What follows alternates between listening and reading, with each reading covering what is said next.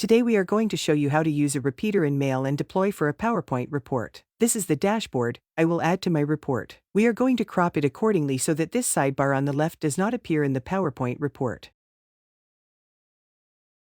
We also want to create a separate slide for each company. Now let's go to the Mail and Deploy Report Designer. I have already placed the overview dashboard into my report template. First, we are going to crop the dashboard to remove the left filter pane. You can do this in the cropping settings here. Then we will use the repeater. To do this, we select the appropriate field. In our case, it's the field company. We create a new repeater element.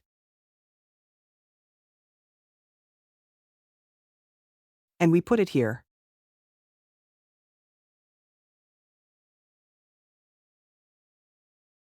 Then we click Save and create a preview.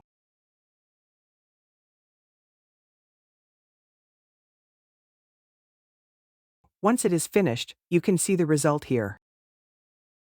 We have 5 slides in total and 1 slide for each company. Now, we also want to add the name of each company to the slides here. For this, we are going back to the designer. Select again the field company, and this time we're going to create a new expression element. So we get the value of the field. As you can see it here.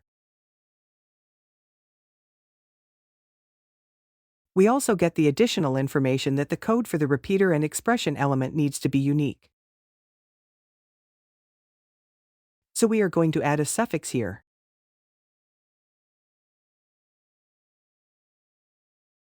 Then we can drag and drop the field here and make it bold and bigger. It doesn't matter that the other one is behind because it's going to disappear.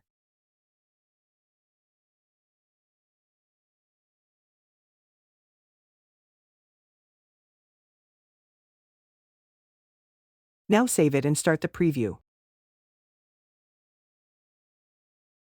Mail and Deploy will also add the company name on each slide now. And here you can see the final PowerPoint report. That's how you can use repeaters in Mail and Deploy for your PowerPoint reports. Thanks for watching. If you want to see more tutorial videos for Mail and Deploy, subscribe to our YouTube channel.